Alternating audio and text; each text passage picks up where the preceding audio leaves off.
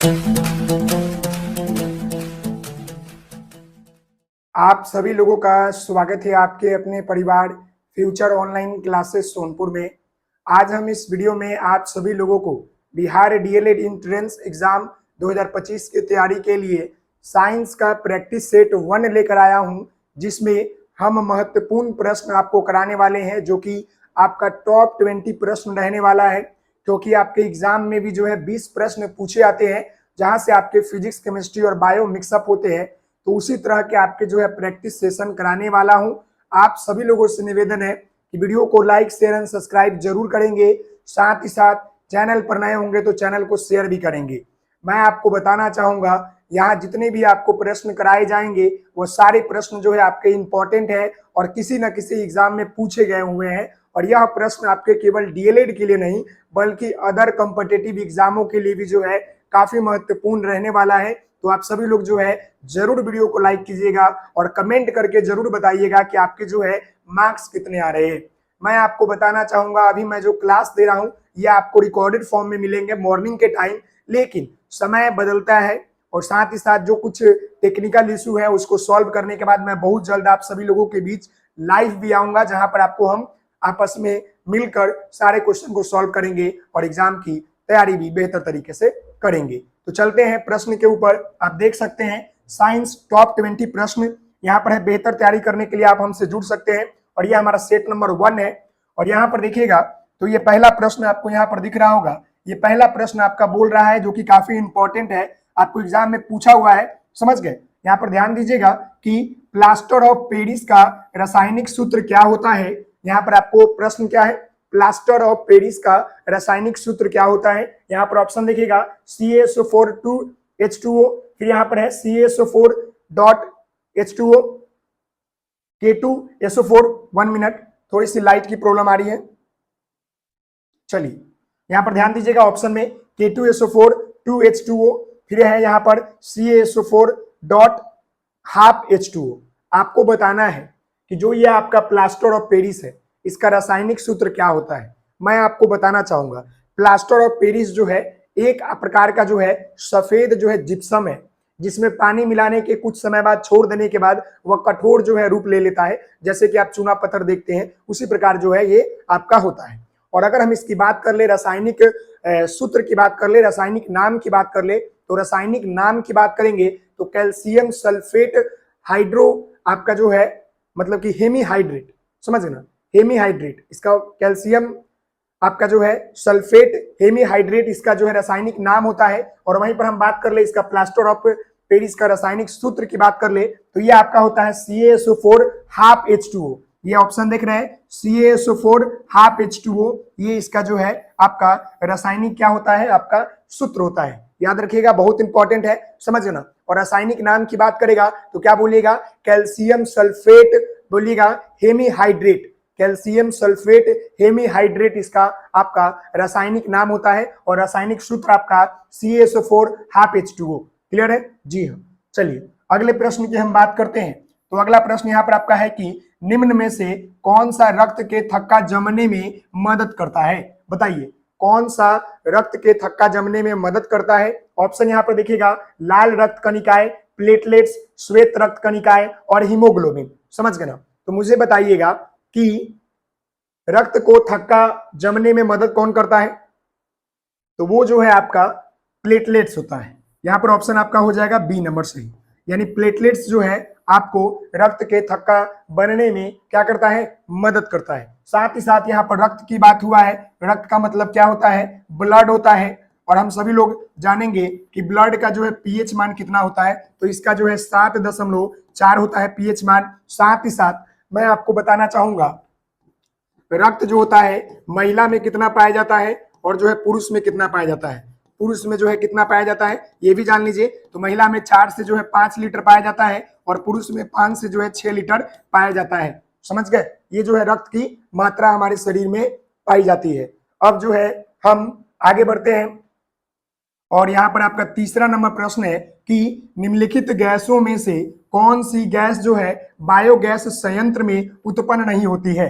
आपको यहाँ पर बताना है कि बायोगैस में जो है कौन सा गैस जो है उत्पन्न नहीं होती है। यहाँ पर देखिएगा CO गैस है, फिर यहाँ पर है H2S, फिर यहाँ पर है CH4, फिर यहाँ पर है CO2। तो मुझे बताइएगा कि बायोगैस में सबसे पहले जान लीजिए कि कौन कौन से जो है गैस पाए जाते हैं और कौन सा गैस जो है नहीं पाया जाता है। तो मैं आपको बताना चाहूंगा कि बायोगैस संयंत्र में जो उत्पन्न नहीं होता है वो आपका कार्बन मोनोऑक्साइड होता है, जिसको हम लोग जो है CO बोलते हैं। समझ रहे हैं, इसका मतलब क्या होता है, कार्बन मोनोऑक्साइड। बाकी आप देख लीजिएगा तो आपका CH4, CO2 और H2S जो है ये आपका जो है गैस पाया जाता है किसमें, तो आपका जो है बायोगैस में। समझ गए, बायोगैस में। अगर हम मीथेन की बात करेंगे तो मीथेन आपका जो है 60 से 70% पाया जाता है, बायो है।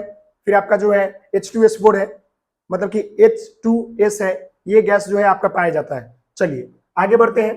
तो आगे यहाँ पर ध्यान दीजिएगा, अगला यहाँ पर आपका प्रश्न है 4 नंबर, और यह प्रश्न बोला है कि जिस धातु को चाकू से काटा जा सकता है उसे जो है वह कौन सा धातु बोलते हैं। यानी कि हम सभी लोग जानते हैं कि हमारा पीरियोडिक टेबल में जो है एलिमेंटों की संख्या है SPDF ब्लॉक में, तो वह कौन सा धातु है, वो कौन सा एलिमेंट है जिसको हम चाकू से आसानी तरीके से काट सकते हैं, वो कौन सा धातु है। यहाँ पर देखिएगा कॉपर है, फिर यहाँ पर है एल्युमिनियम है, फिर यहाँ पर सोडियम है, फिर यहाँ पर आयरन है। तो मुझे बताइएगा कौन सा वो धातु है। तो मैं आपको बताना चाहूंगा कि चाकू से आसानी से काटे जाने वाले जो धातु होते हैं वो आपका सोडियम होता है। वो कौन होता है, आपका सोडियम होता है। तो यहाँ पर इसका आंसर क्या हो जाएगा, ऑप्शन नंबर आपका 4 हो जाएगा, सोडियम। सोडियम की अगर हम बात कर ले, इसका मतलब किससे डिनोट करते हैं, तो इसको हम लोग जो है Na से डिनोट करते हैं। और इसका जो है एटॉमिक नंबर, इसका जो है एटॉमिक नंबर आपका जो है कितना होता है, 11 होता है। समझ गए ना, 11 याद रखिएगा एटॉमिक नंबर। वहीं पर आयरन को हम लोग क्या बोलते हैं, आयरन को Fe से डिनोट करते हैं, इसका 26 होता है। कॉपर को Cu से डिनोट करते हैं, समझ ना, इसका 29 होता है। साथ ही साथ एल्युमिनियम को Al से डिनोट करते हैं, एल्युमिनियम में कितना होता है, तो आपका 13 होता है। समझ गए, जी हाँ, एल्युमिनियम को इसका जो है 29 होता है, एल्युमिनियम को हम लोग जो है Al से डिनोट करते हैं, इसका 13 होता है। याद रखिएगा, ये बहुत जरूरी है, इंपॉर्टेंट भी है। समझ गए, ये सारी बातें आपसे पूछ सकता है।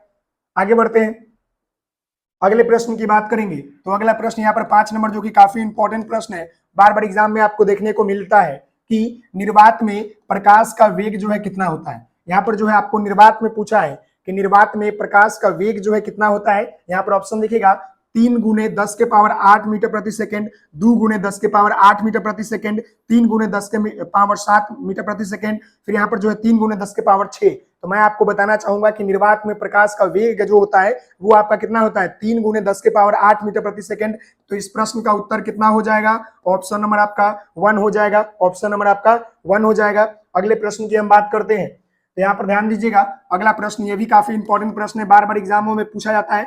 याद रखिएगा, वाहनों की हेडलाइट में प्रयुक्त होने वाले दर्पण कौन सा होता है। आप देखते हैं कि गाड़ी के जो साइड मिरर होते हैं, कोई भी अगर कार होता है तो इसके एक साइड मिरर इससे लगा होता है ना, तो इसमें जो है कौन सा दर्पण का प्रयोग होता है आपको बताना है। मैं आपको बताना चाहूंगा, यहाँ पर ऑप्शन देखिएगा, समतल उत्तल दर्पण, उत्तल दर्पण, समतल दर्पण, अवतल दर्पण। तो मैं आपको बता दूं कि वाहनों की हेडलाइट जो होता है ना, उसमें आपका जो है अवतल दर्पण का प्रयोग होता है। तो इस प्रश्न का उत्तर क्या हो जाएगा, ऑप्शन नंबर आपका 4 हो जाएगा।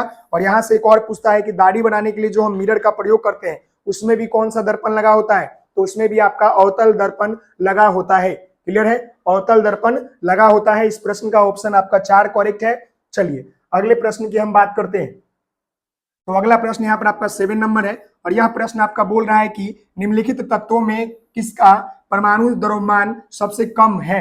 बताइएगा, आपको इस प्रश्न का उत्तर देना है। आप बताइए, यहाँ पर प्रश्न आपका केमिस्ट्री का है कि निम्नलिखित तत्वों में से किसका परमाणु द्रव्यमान जो है सबसे कम है। आप बताइए, परमाणु द्रव्यमान जो है सबसे कम किसका है, बताइए आप लोग। यहाँ पर देखिएगा, ऑप्शन है lithium, nitrogen, hydrogen, helium. Hydrogen को हम लोग H से डिनोट करते हैं, लिथियम को Li से करते हैं, समझ गए ना, लिथियम को Li से करते हैं, नाइट्रोजन को N से करते हैं, हीलियम को H से करते हैं, He से करते हैं हीलियम, और लिथियम को Li से करते हैं। बताइए, तो यहाँ पर पूछा क्या है, परमाणु द्रव्यमान जो है सबसे कम किसका होता है। तो पहला एलिमेंट हाइड्रोजन है, हाइड्रोजन का ही सबसे कम होगा। हाइड्रोजन को हम लोग H से डिनोट करते हैं और इसका परमाणु द्रव्यमान जो है आपका 1 होता है। वहीं पर लिथियम की बात कर लेंगे तो 3 होता है इसका, तो 3 दूना 6 हो जाएगा।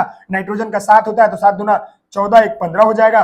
और हीलियम का 3 होता है, तो sorry, helium, lithium, hydrogen, helium, lithium, lithium का 6, हीलियम का 4 हो जाएगा, 2 का 4 हो जाता है। समझ गए, तो तो ये क्लियर है, दुगना हो जाता है। जहां पर आपका देखिए इसका एक तरीका भी है कि जब भी परमाणु द्रव्यमान की बात करेंगे ना, तो मान लीजिए कि कोई हमारा सोडियम 11 पर आता है, सोडियम जानते हैं ना, सोडियम को एन से नोट करते 11 इसका एटॉमिक नंबर होता है, लेकिन यहाँ पर परमाणु द्रव्यमान पूछा है ना, तो ये हमारा 11 क्या है, हमारा 11 जो है आपका ऑड नंबर है, ये आपका ऑड नंबर है। तो ऑड नंबर में क्या होता है, 11 प्लस हम लोग एक जोड़ दे, 11 को दुगना करते हैं। क्या करते हैं कि जब भी हम परमाणु द्रव्यमान निकालते हैं ना, तो उसमें हम दुगना कर देते हैं, जो हमारा एटॉमिक नंबर होता है 11 गुने 2 करते हैं, तो 11 दूना 22 हो जाता है। और हम देखते हैं कि यहाँ पर ऑड नंबर 11 है, तो इसमें हम 1 कर देते हैं, तो हमारा देखिएगा तो सोडियम का भी जो है 23 होता है क्या, परमाणु द्रव्यमान। समझ गए, क्लियर है।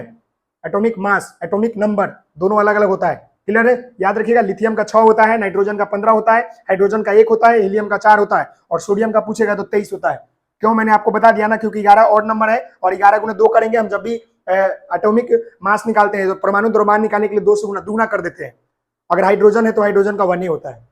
समझ गए, चलिए आगे बात करते हैं। आगे यहाँ पर देखिएगा प्रश्न संख्या आपका 8 है, और ये प्रश्न आपका क्या बोल रहा है, खाली स्थान। यहाँ पर बोला है कि मनुष्य में अंतःस्रावी ग्रंथि नहीं है।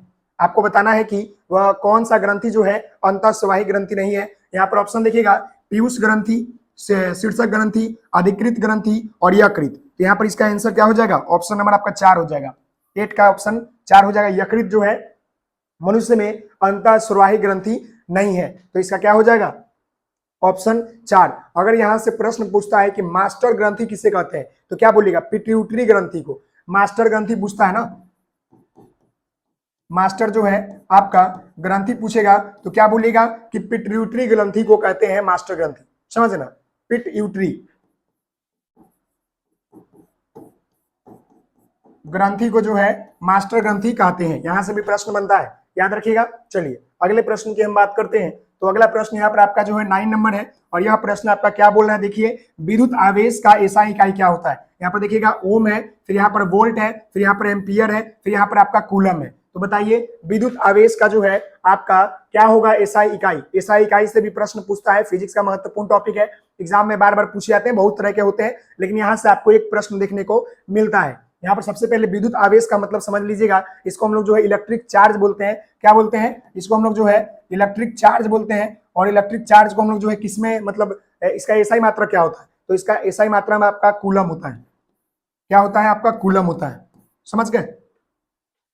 वाट का वोल्ट, एम्पियर, करंट का एम्पियर, रेजिस्टेंस का ओम होता है, रेजिस्टेंस का ओम होता है, करंट का एम्पियर होता है, आपका जो है पावर का वाट होता है, पावर का वाट होता है, वोल्ट। ये सभी जो है आपका महत्वपूर्ण है, देख लीजिएगा। समझ गए।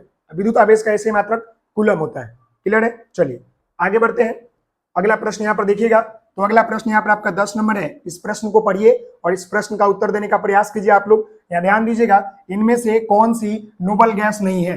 सबसे पहले जान लीजिएगा, नोबल गैस को हम लोग जो है अक्रिय गैस के नाम से भी जानते हैं। ये नोबल गैस जो है ना, इसको हम लोग जो है अक्रिय गैस के नाम से भी जानते हैं, अक्रिय गैस के नाम से जानते हैं। नोबल गैस आपका जो है 6 होता है। अगर आपसे प्रश्न पूछ ले कि नोबल गैस की संख्या कितना है, 6 होता है। यहाँ पर आपका देखिएगा रोडोन, फिर यहाँ पर है क्रिप्टॉन, फिर यहाँ पर है जिनोन, और यहाँ पर है हाइड्रोजन। तो यहाँ पर आपका हाइड्रोजन जो है क्या है कि नोबल गैस नहीं है। बाकी आपका रेडॉन, क्रिप्टॉन, जिनोन आपका नोबल गैस है। समझ गए। इसको याद करने का तरीका होता है हीना, हीना नीना का एक्सरे रंगीन।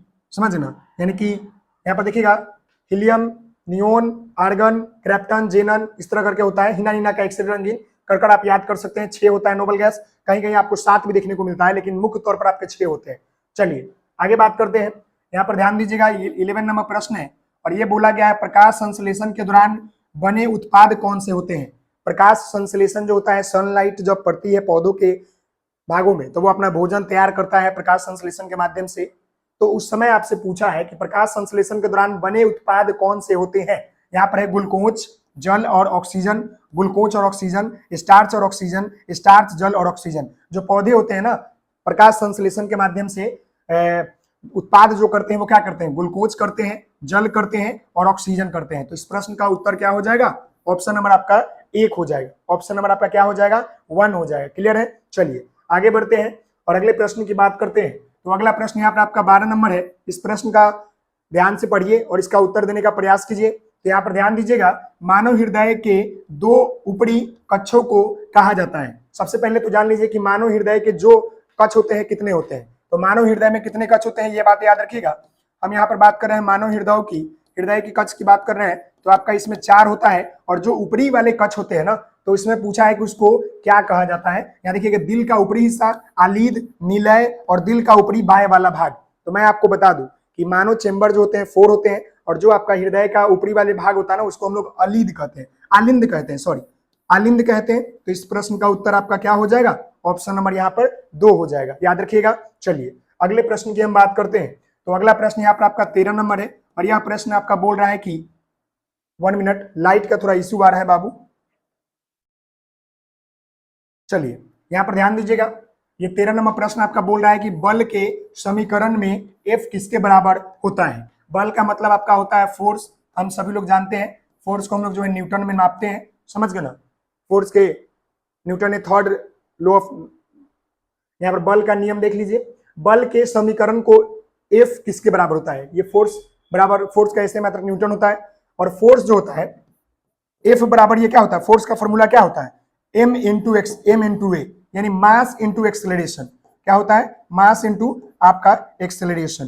तो फोर्स का क्या होता है, मास इंटू एक्सेलरेशन, और इसका m भी mgh ma u a plus T, तो यहाँ पर आपका 4 हो जाएगा। यानी फोर्स के बराबर क्या होता है, फोर्स F इक्वल क्या होता है, फोर्स बराबर क्या होता है मुझे बताइए आप लोग। तो फोर्स बराबर मास इंटू एक्सेलरेशन, यही आपका फोर्स का फॉर्मूला होता है, समझ गए जी हाँ। तो बल के समीकरण में F बराबर होता है किसके, तो m इंटू ए, यानी मास इंटू एक्सेलरेशन। क्लियर है। चलिए आगे बढ़ते हैं, अगले सवाल को यहाँ पर देखते हैं। तो अगला सवाल यहाँ पर आपका 14 नंबर है, और ये बोल रहा है कि ध्वनि किस माध्यम से गुजर नहीं सकती है। बताइएगा, ध्वनि जो है किस माध्यम से नहीं गुजर सकती है, ठोस पदार्थ, निर्वात, वायु, तरल पदार्थ। तो ध्वनि जो होता है ना, ठोस पदार्थ में घुस सकती है, मतलब गुजर सकती है, वायु में भी गुजर सकती है, तरल में भी गुजर सकती है, लेकिन निर्वात में जो है नहीं गुजर सकती है। ये बात याद रखिएगा कि आपका जो ध्वनि है ना, वो किस में नहीं गुजर सकती है, तो आपका ये निर्वात में जो है नहीं गुजर सकती है, समझ गए ना। ध्वनि को हम लोग नापने के लिए जो है डेसिमल का प्रयोग करते हैं, ध्वनि को नापने के लिए हम लोग जो है डेसिमल का प्रयोग करते हैं, याद रखिएगा, समझ गए ना। आगे देखिएगा, यहाँ पर अगला प्रश्न आपका 15 नंबर है। यहाँ पर है कि ओडोमीटर एक ऐसा उपकरण है जिसका उपयोग गाड़ियों में खाली स्थान मापने के लिए किया जाता है। मुझे बताइएगा, ओडोमीटर का प्रयोग हम लोग क्यों करते हैं, गाड़ियों की किस चीज को मापने के लिए करते हैं। यहाँ पर है दिशा, फिर यहाँ पर है दूरी, फिर यहाँ पर है गंध, और यहाँ पर है गति। तो मैं आपको बताना चाहूंगा, ओडोमीटर के माध्यम से हम लोग जो है गाड़ियों के द्वारा तय की गई दूरी को मापते हैं, तय की गई क्या करते हैं, दूरी को मापते हैं, समझ गए ना। तो ओडोमीटर एक आपका होता है फैदोमीटर, जिसके समुद्र की गहराई नापते हैं, समझ गए ना। सोनार, रडार, ये सभी चीजें देख लीजिएगा, बहुत महत्वपूर्ण है, समझ गए ना। फैदोमीटर बहुत बार पूछता है, फैदोमीटर समुद्र की गहराई। क्लियर है। चलिए आगे बढ़ते हैं, अगला प्रश्न यहाँ पर आपका 16 नंबर है, और यह प्रश्न आपका बोल रहा है कि किसी तने हुए रबर बैंड में किस प्रकार की ऊर्जा होती है। एक देखते हुए तने हुए जो रबर बैंड होते हैं ना, ऐसे उसमें किस प्रकार की ऊर्जा होती है। यहाँ पर है रासायनिक ऊर्जा, स्थित ऊर्जा, गतिज ऊर्जा, उष्मीय ऊर्जा। तो उष्मीय तो होगा नहीं, रासायनिक होगा नहीं, बचा हमारा स्थित ऊर्जा और गतिज ऊर्जा। तो मैं आपको बताना चाहूंगा कि किसी तने हुए रबर बैंड में जो है ना, आपका जो है स्थित ऊर्जा होता है, समझ है ना, स्थित ऊर्जा होता है, जिसका फॉर्मूला आपका क्या होता है, W इक्वल हम लिखते हैं mgh लिखते हैं, समझ ना। और ये आपका गतिज ऊर्जा को हम लोग काइनेटिक ऊर्जा बोलते हैं, 1/2 mv² बोलते हैं इसका, शायद याद रखिएगा, समझ गए। चलिए आगे बढ़ते हैं, अगला प्रश्न यहाँ पर आपका जो है 17 नंबर है। 1 वाट बराबर कितना अर्घ प्रति सेकंड होता है, या कितना जो है मीटर प्रति सेकंड होता है, या जूल प्रति सेकंड होता है, क्या होता है। 1 अर्घ बराबर 1 वाट है, 1 वाट इक्वल कितना होता है, 1 अर्घ प्रति सेकंड, 1 पास्कल प्रति सेकंड, 1 मीटर प्रति सेकंड, 1 जूल प्रति सेकंड। तो मैं आपको बताना चाहूंगा कि 1 वाट जो होता है ना, वो आपके जो है, सॉरी, वो आपके जो होते हैं 1 वाट जो होता है, एक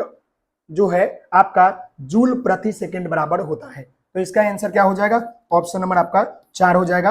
1 जूल प्रति सेकंड क्या होता है, 1 जूल प्रति सेकंड हो जाएगा, 1 जूल प्रति सेकंड। अगले प्रश्न की हम बात करते हैं। तो अगला प्रश्न यहाँ पर आपका आ गया, गतिज ऊर्जा किसके बराबर होता है। अभी मैंने आपको पीछे बताया, गतिज ऊर्जा यानी कि काइनेटिक एनर्जी इसको बोलते हैं। काइनेटिक एनर्जी जो होता है 1/2 mv² होता है, यही इसका फॉर्मूला होता है। तो ये आपका हो जाएगा, इसका आंसर क्या हो जाएगा, ये वाला हो जाएगा। और स्थित ऊर्जा का क्या होता है, तो mgh, ये आपका स्थित ऊर्जा का होता है, स्थित ऊर्जा का होता है, क्या होता है, mgh, समझ गए ना। और ये फोर्स इक्वल क्या होता है, तो मास इंटू एक्सेलरेशन होता है। क्लियर है जी हाँ। तो ये सारे प्रश्न क्लियर हो गए। अगले प्रश्न की हम बात करते हैं, तो यहाँ पर ध्यान दीजिएगा। अगला प्रश्न है कि उस विटामिन का नाम बताइए जिसकी कमी के कारण अत्यधिक जो है खून बहने लगता है। बताइए वो कौन सा विटामिन है जिसके कमी के कारण जो है अत्यधिक जो है खून बहने लगता है। Vitamin A, vitamin B, vitamin K और विटामिन सी। बताइएगा तो वह विटामिन जो है आपका के है, जिसकी कमी होने के कारण क्या होता है कि अत्यधिक जो है खून बहने लगता है। तो इस प्रश्न का उत्तर आपका ऑप्शन नंबर क्या हो जाएगा? 3 हो जाएगा। समझ गए। अगले प्रश्न की हम बात करते हैं, तो अगला प्रश्न यहाँ पर आपका जो है 20 नंबर है। देखिएगा, मनुष्य के लिए निम्नलिखित में से कौन सा प्राकृतिक ऊर्जा का एक सबसे बड़ा जो है स्रोत है। बताइएगा कि मनुष्य के लिए प्राकृतिक ऊर्जा का सबसे बड़ा स्रोत क्या है। यहाँ पर ऑप्शन आपका है कि पौधे, फिर यहाँ पर है सूर्य, फिर यहाँ पर है जानवर, फिर यहाँ पर है आपका पृथ्वी। तो मैं आपको बताना चाहूंगा कि मनुष्य के लिए जो है प्राकृतिक ऊर्जा का सबसे बड़ा स्रोत जो होता है वो आपका सूर्य होता है। तो इस प्रश्न का उत्तर क्या हो जाएगा? ऑप्शन नंबर आपका 2 हो जाएगा। तो ये रहा आपका 20 प्रश्न जो कि आपका साइंस का सेट नंबर 1 था। तो आप सभी लोगों से निवेदन करते हैं कि वीडियो को लाइक, शेयर एंड सब्सक्राइब जरूर करेंगे। साथ ही साथ जो है अगर आप चैनल पर नए हैं तो चैनल को लाइक भी करेंगे और आप बताइएगा कि ये 20 नंबर में से आपके जो है कितने मार्क्स आ रहे हैं और आपको क्लास कैसा लगा। प्लीज कमेंट में कमेंट कीजिएगा। साथ ही साथ हम मिलते हैं नेक्स्ट वीडियो में और आगे हम आपको और बेहतर तरीके से प्रश्न आएंगे, बेहतर तरीके से बताएंगे, थ्योरी भी बताएंगे। अभी आपका प्रैक्टिस चालू कर रहा हूं ताकि प्रैक्टिस जितना करेंगे उतना बेहतर होगा। एक क्वेश्चन में मैं 2-4 क्वेश्चन बताने का प्रयास कर रहा हूं। अभी देख लिए 20 क्वेश्चन मैंने बताया, लेकिन यहाँ पर 20 नहीं, अप्रॉक्स आपका 40 क्वेश्चन मैंने बताया। हर क्वेश्चन में 1-2 क्वेश्चन था, उसको मैंने क्लियर किया। आशा करते हैं कि आपको ये वीडियो पसंद आया होगा। तो प्लीज आप सभी लोगों से निवेदन है, वीडियो को लाइक, शेयर एंड सब्सक्राइब जरूर करेंगे। मिलते हैं नेक्स्ट वीडियो में, तब तक के लिए धन्यवाद। Thank you so much. हंसते रहे, मुस्कुराते रहे, पढ़ाई करते रहे। जी हाँ।